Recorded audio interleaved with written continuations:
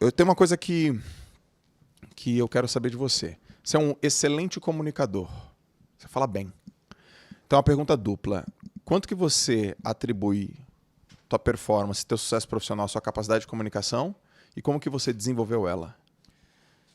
Vamos começar como eu desenvolvi. Primeiro, obrigado por dizer que eu sou um bom comunicador. A gente tem uma autocrítica elevada. Eu talvez apontasse muitas falhas na minha forma de comunicar.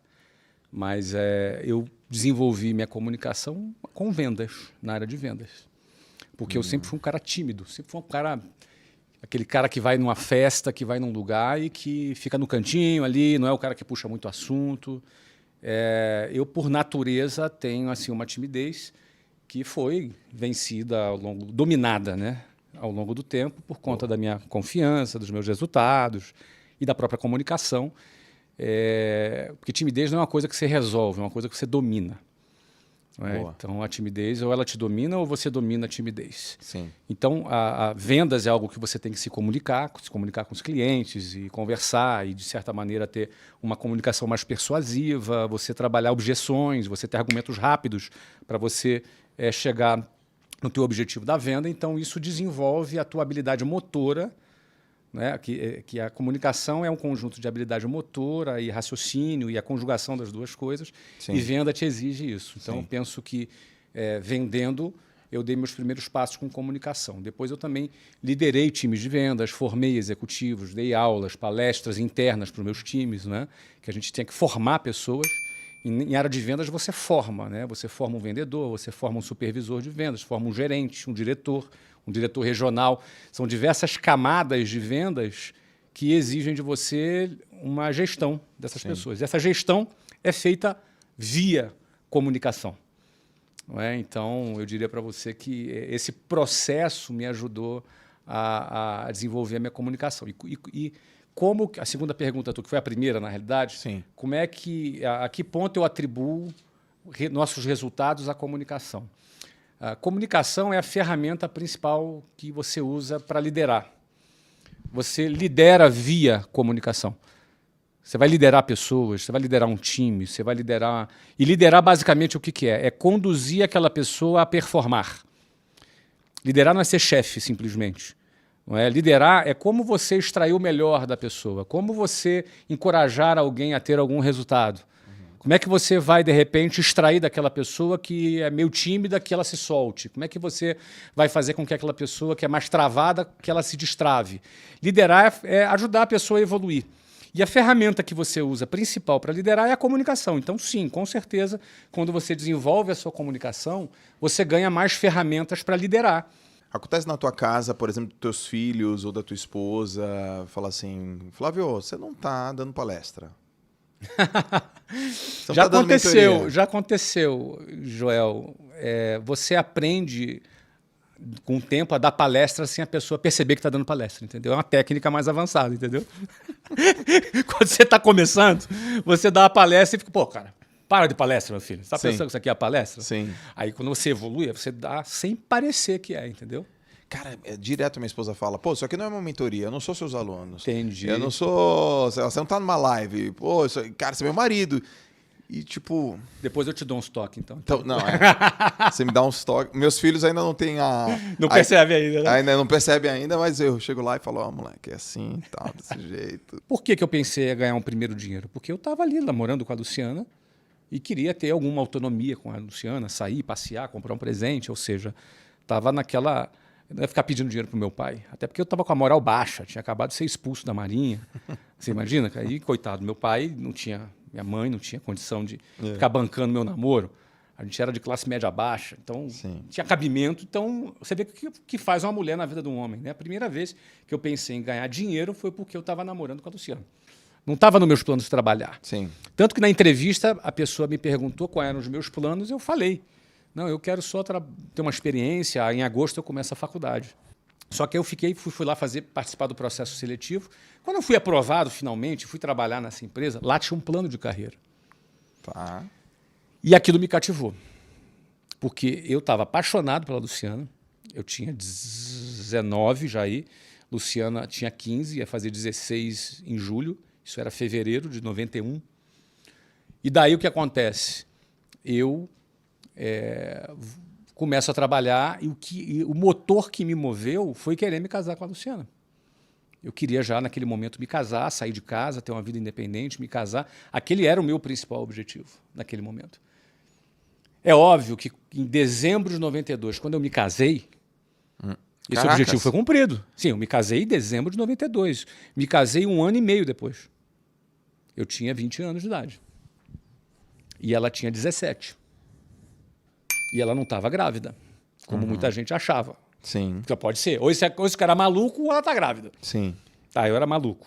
Casei com 20 e ela 17. Então, aí a gente cumpriu esse meu primeiro objetivo foi cumprido. Então, ou seja, aquilo que me moveu naquele primeiro momento já não foi o que me moveu num segundo momento. Eu tive que renovar o meu objetivo, renovar por que eu trabalhava, qual era a minha finalidade. Você vê que as nossas metas, os nossos propósitos, eles vão mudando ao longo da nossa vida. Mas é muito importante a gente entender qual é a nossa meta naquele momento, qual é o propósito que a gente tem naquele momento e a gente focar naquilo. Sim. E aquilo realmente me moveu, Joel. O amor pela Luciana foi o meu combustível inicial para, inclusive, aguentar o tranco, porque eu já falei isso muitas vezes, o tranco era muito violento. Eu acordava às 5 horas da manhã, saía 10 para as 6 de casa, pegava o ônibus lotado, até chegar no centro do Rio de Janeiro, 8 horas da manhã. Então eram 2 horas e pouco para ir, mais 2 horas e pouco para voltar, 4, 5 horas por dia em transporte público lotado. Então era um tranco muito pesado. Então, para tu aguentar aquele tranco, e meu trabalho no dia a dia era em telefone público. Tinha celular. Calor do Rio de Janeiro. Telefone de rua? Orelhão? Isso, meu filho. Orelhão. É que você falou telefone público, eu fiquei pensando, tem aquele telefoninho, tá, na mesinha. Não, orelhão. Orelhãozão com mesmo. Ficha, que não tinha cartão naquela época. Aquela cinzinha. Sim, ficha telefônica. Então, era uma rotina pesada. Quando dava 6, 7 horas da noite, eu não ia embora para casa nesse horário de rush, lotado, tudo lotado. E aí eu trabalhava até as 9, 10 da noite para voltar para casa, chegava em casa à meia-noite. Ia comer alguma coisa, 00:45 eu ia dormir, 5 horas da manhã, acordava de novo. Sim. Você entendeu? Ou seja, eu não acordava às 5 horas da manhã para assistir a live do Thiago Nigro. Não, meu amigo, era para pegar o ônibus lotado. Você entendeu, cara? O ônibus lotado e começar um novo dia. Então, eu penso que essa pegada inicial, que era pesadíssima, eu tinha que estar muito motivado. E o meu amor pela Luciana, meu desejo de me casar com ela era a força que me movia naquela fase da minha vida. Eu me casei, já foi bastante confortável. A gente morava logo na entrada da favela Cavalo de Aço. Não é? Na primeira noite nossa, teve um tiroteio, acho que levou 1h30 de tiroteio. A gente ficou deitado no chão, olhando para o teto, olhando para a cara um do outro, dando risada. Né, cara? Eu identifiquei fuzil, metralhadora, revólver, granada. Cara, devia ter até bazuca, meu amigo. Foi 1h30 de tiro. Eu lembro que realmente a primeira vez que eu senti assim, uma coisa, um avanço. Que tem um capítulo aí no meio que precisa ser considerado. É que 6 meses depois que a gente se casou, a gente foi transferido para a Venezuela. A empresa que eu trabalhava abriu uma filial na Venezuela em 1993. Era um país espetacular. A primeira vez que eu tive um celular foi na Venezuela. Ou seja, era um país muito mais avançado, rico, super qualidade de vida sensacional. Antes de ter sido destruído, óbvio. E a gente morou lá o ano de 93. Lá eu tive um conforto muito mais, porque como transferido, fiquei num apartamento bacana pela empresa, perto da empresa que a gente trabalhava. Então foi uma condição assim, 93 teve essa condição. Mas 94, quando eu voltei para o Brasil, eu voltei lá para o bairro, lá que a gente morava, fiquei lá alguns meses. Foi quando a gente alugou um apartamento em Botafogo. Ali a gente sentiu, ali pela nossa própria realidade, 94. Mas era um apartamento de uns 38, 40 metros quadrados, né? Muito provavelmente menor do que o seu quarto, o apartamento inteiro. Não é? E ali foi maravilhoso para a gente. Maravilhoso, a gente aproveitou, era perto. A gente pegava o metrô, que em 5 minutos estava no centro do Rio. Foi uma qualidade de vida ali extraordinária. A gente foi muito feliz nesse apartamento, em Botafogo. Era do primeiro andar, fazia um pouco de barulho, que os carros passavam ali em Botafogo. Quais são os critérios que você observa numa pessoa para fazer parte do teu time? Depende da área. Tá. Depende Então, da fala uma área. Então, a gente pode pegar uma área de, sei lá, abrir mata, né? Desbravar. Desbravar. Uma área de cuidado Perfeito. e uma área de analítica. Perfeito. Então, vamos dizer aqui, a área de vendas, Tá? tá? Que desbrava a parte mais operacional e de gestão de pessoas e a parte financeira. Perfeito. Não é? Bom, vamos começar com o time de vendas. Não é? O que eu busco em pessoas que trabalham com vendas e que vai fazer parte do nosso time são pessoas que têm ambição. Nessa área, eu não estou preocupado com a experiência dele, não estou preocupado com o currículo dele, eu não estou preocupado com nada desse cara aí. Para mim, se ele tem um diploma bacana em Harvard ou se ele só tem um ensino médio completo, para mim não faz nenhuma diferença para esse cara de vendas. Tá bom. Tá? Por quê? Porque esse cara, os motivos deles é o principal. Para mim são o principal para minha escolha. Porque ele pode ter uma formação muito boa e não tem ambição. Esse cara não vai performar, esse cara não vai vender, esse cara não vai atingir os números e as metas que a gente tem estabelecida. O que seria, por exemplo, música para os teus ouvidos que esse cara te fala? Assim? E esse cara que fala... Uma entrevista de trabalho, sim. Duas coisas. Que ele quer muito crescer, tá bom. está disposto a trabalhar bastante para isso e que ele está muito disposto a aprender. Esse cara tem que ser um cara humilde. O que é humilde? É um cara que é aluno. Ele quer aprender. Tá. Ele quer muito aprender. Ele tem muita vontade de crescer, disposição para trabalhar e disposição para aprender. Porque esse cara vai ser treinado, a formação quem vai dar somos nós. Nós não temos... eu fiz curso tal lugar. Tudo bem, beleza. Mas aqui é a formação que é a gente que vai dar. Sim. Porque a nossa escola de vendas eu tenho mais de 30 anos nessa escola de vendas, é uma escola, a gente enxerga a nossa empresa como uma escola de vendas, tanto é que nós temos uma sede aqui na Vila Nova Conceição, lá na Vila Nova Conceição, em São Paulo, que o nome dessa sede é Universidade da Matrícula. É uma universidade, então a gente leva a sério essa formação na área de vendas, a gente leva muito a sério. Então ele ter ambição e vontade de aprender é o requisito principal. Música para os ouvidos é isso. Tá? Tô aqui para aprender, Flávio.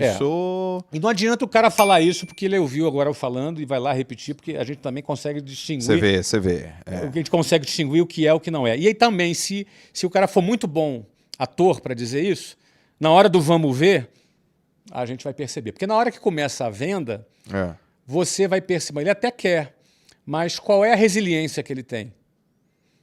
Porque vendas é tomar não, vendas às vezes ter um cliente mal educado que desliga na sua cara o telefone. Sim. Vendas é uma coisa que exige muito emocionalmente da pessoa. Então o comportamento dessa pessoa, aí no dia a dia, o comportamento dela, como ela se mantém firme nesse mesmo objetivo, porque o cara às vezes começa cheio de gás, no terceiro dia o cara está todo mocorongo. Sim. Porque o cara não conseguiu um determinado resultado, o que é natural quando você está aprendendo. Não é? Então, em vendas é muito isso, cara. Inteligência emocional, emoção, diariamente é fundamental para um time de vendas performar. Sim. O líder de vendas tem que ser um cara que viveu vendas, não pode ser palestrinha, igual a gente estava falando aqui. Bom, e aí o que acontece? Esse é o perfil de vendas, o cara de vendas. A pessoa de operações, eu vou querer uma pessoa que seja muito organizada e uma pessoa com muita habilidade para gerir gente, gerir pessoas. Tá bom. Uma pessoa de operações. Geralmente, esse cara de operações eu não trago do mercado. São pessoas que são formadas desde baixo, desde o processo, entendeu? Eu não trago, geralmente, eu não me lembro aqui, talvez no meu time todo, não tenha ninguém de operações que eu tenha contratado no mercado. Quer dizer, quando eu digo no mercado, assim, como gerente, como diretor... Você formou. Meus diretores, todos os meus diretores das áreas operacionais são pessoas que começaram de baixo, que conhecem a operação, que tem a nossa cultura, que tem ali afinidade, sinergia comigo, com o meu time, com os outros líderes. Não é? Então, o cara de operação, a principal capacidade dele é gerir pessoas, porque é um motor de gente, o motor são as pessoas. Já no financeiro, a gente trabalha muito com o mercado. Porque é uma área mais commodity, uma área mais comum, é uma área que se replica no mercado. Então, contabilidade, toda essa área de controladoria, um gerente financeiro. A gente até tem uma formação de base, mas a gente pega muita gente técnica, um CFO, um diretor financeiro, é uma parte mais técnica. Não é? Então, aí é uma área que a gente vai olhar muito em último plano, olha assim currículo, olha experiência, mas principalmente o que esse cara realizou, do que ele participou, se ele participou de um M&A, se ele participou de um IPO, se ele participou de aquisições, fusões, enfim. Legal. Não é? Qual é a experiência que ele teve que aí ele pode agregar ali no nosso time, né? Área de tecnologia, mesma coisa. Tecnologia, por exemplo, a gente olha o que o cara realizou. Porque às vezes o cara tem um diploma, mas não realizou. Às vezes o cara não tem um diploma, mas realizou muito. Porque tecnologia, hoje em dia, as linguagens, elas mudam tanto, é tudo tão dinâmico na área de tecnologia, que o que o cara está realizando e já realizou, naquilo que ele está trabalhando naquele momento, conta mais. Eu nunca penso, Joel, que meu filho tem que fazer o que eu faço. Eu penso que ele tem que ter sucesso naquilo que ele quer fazer. Ai, cacete. Entendeu? Saquei. Eu não quero que ele me suceda. Eu quero que ele faça o que quiser da vida dele com sucesso. Eu não quero que ele me suceda. Eu quero que ele tenha um sucesso grande. Ele tenha uma sucessão. Aí o que ele vai fazer? Não importa, cara. Eu quero ser artista plástico. Vai ser. Eu quero ajudar a preservar as baleias. Vai ser. Vai trabalhar numa ONG. Você trabalhou numa ONG? Trabalhei. Começou a tua vida assim? Sim. Então, eu quero trabalhar ajudando meninos de rua. Vai fazer o que ele quiser. Ele tem que fazer o que quer fazer. Eu penso que grande parte das empresas são sucedidas, muitas não são bem sucedidas. Até quebram, até fracassam. Porque, primeiro, nem sempre o teu filho vai querer fazer e vai se interessar por aquilo que você quer. Nem sempre ele vai ser competente nas mesmas áreas que você é competente. Às vezes ele vai ser em outras. Perfeito. E por que impor isso? Esse é o dilema de muitas famílias, muitos jovens. Né? Eu gosto da ideia da liberdade, da pessoa poder escolher o que ela quer fazer, aprender a fazer. Sim. E por aí vai. Né? Você curte ler, cara? Se curte, você tá lendo o quê? Cara, não estou lendo nada nesse momento. Eu gosto de ler, sim. Mas leio muito menos do que gostaria. Não é? Mas eu leio mais de forma esporádica, porque eu sou muito mais pesquisando, faço muito mais pesquisa sobre aquilo que eu estou vendo no momento, que eu gosto de fazer no momento. E estudando o fenômeno, como funciona esse fenômeno da polarização, a gente vê que as redes sociais têm uma participação muito grande nisso, porque os algoritmos te oferecem só aquilo que você quer ver. Então você acaba polarizando mais. Aí eu vi 2 documentários na sequência. Um é o Dilema das Redes, que fala isso com profundidade, mas tem um outro muito interessante, que era Beyond the Curve, que era, não sei como é que é em português, a tradução é Além da Curva, né? Uhum. Mas que era um documentário sobre grupos que acreditam que a Terra é plana. E um documentário muito interessante porque ele mostra os bastidores de como é o processo de você acreditar em alguma coisa na internet, por mais idiota que ela seja. Uhum. Não é? Não que eu esteja dizendo que Terra plana é alguma coisa idiota, mas não que eu não esteja dizendo também. Certo. Não é? Mas, de qualquer forma... Eu acho que eu já vi esse documentário. Netflix? Não me lembro se foi Netflix. Talvez sim. É Beyond the Curve. Sensacional como é o processo, a experiência que foi feita no final, como ele termina... mas como é esse processo? Esse processo me interessa muito porque me interesso muito por como as massas elas se comportam, né?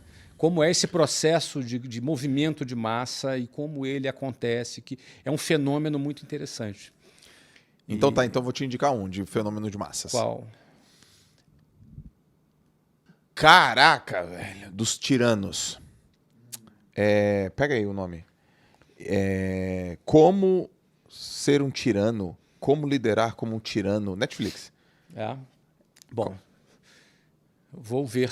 Esse é só de movimento. Como se tornar um tirano. Bacana. É sobre como que os movimentos de massa eles ocorrem, só que na tirania, assim. Eu acho que isso tem muito a ensinar. Quem trabalha com marketing, com vendas, porque o que acontece? É como o processo de decisão ocorre, como o processo de compreensão de uma ideia, por mais absurda que seja, ela ocorre. não é? Porque a gente vive esse mundo e, na minha opinião, não tem volta. Esse é o mundo que a gente vive, talvez até fique um pouco mais agravado, porque as pessoas estão tão carentes de acreditar em alguma coisa que estão dispostas a acreditar em qualquer coisa. Então, isso é um alerta para nós, para todos nós, aqui para mim, para você que está ouvindo, para todos nós, porque às vezes a gente acha que não está envolvido num processo de massa, mas às vezes está. Uhum. Então é muito interessante, eu gosto muito. Se você tivesse a oportunidade de mandar uma mensagem, e essa mensagem vai ser traduzida para todo mundo no do planeta Terra inteiro, 7 bilhões de pessoas, vai chegar outdoor, celular, na televisão, ali no LED que passa no campo de futebol do maior estádio do país, não sei do que. E lá embaixo vai estar escrito assim, cara, eu, Flávio Augusto, estou mandando isso aqui para você, cara. Que mensagem seria essa? Estabilidade não existe. Estabilidade não existe. Quando você entende que estabilidade não existe, você vai aproveitar cada segundo da vida que você está vivendo. Quando você entende que estabilidade não existe, você entende sobre a finitude da vida. Que você vai morrer. Ninguém escapa vivo daqui. Quando você entende isso, você vai estar muito mais próximo de entender a sua insignificância. Ok. E da sua necessidade de se conectar com algo mais que tenha mais significado. Você se afasta mais da futilidade, você se afasta mais da covardia, porque quem busca estabilidade, achando que ela existe, e ela não existe, pode estar perdendo uma oportunidade de conquistar mais da vida, de ser alguém melhor, simplesmente pelo medo do risco. Quando é um medo do risco inútil, porque se eu vou morrer, eu vou ter medo de quê, cara? Se eu vou morrer, qual é o meu medo? Do que eu vou ter medo? Por que as pessoas têm tanto medo? As pessoas estão tão travadas para tomarem decisões porque têm medo, porque não entendeu que estabilidade não existe. Estabilidade não existe é um conceito libertador. Uhum. Ele não é uma frase ameaçadora, é uma frase libertadora. Porque quando eu entendo que estabilidade não existe, o que eu vou temer? Percebe? Sim. Então eu acho que por trás dessa compreensão a gente se reconcilia com a nossa humanidade, com a nossa finitude e se conecta com algo maior que tenha muito mais significado e a gente tem chance de viver a nossa vida, os nossos últimos dias, porque nós estamos vivendo os nossos últimos dias. É contagem regressiva. A gente vai viver esses últimos dias sem medo, com liberdade, sem medo, sem covardia, solto, sem estar travado. Então eu penso que por trás de estabilidade não existe, tem aí uma gama de muitas coisas, que inclusive nos liberta do sistema, né? Que o sistema tenta nos convencer que a gente tem garantias. Uhum. Não é? O fundo de garantia para o tempo de serviço, que é recolhido dos funcionários, é aplicado num valor que é abaixo da inflação. Que garantia é essa, meu amigo? Você entendeu? É abaixo da inflação. Historicamente, nos últimos 10 anos, rendeu menos que a inflação. Que garantia é essa? Não é verdade? Então, por aí vai.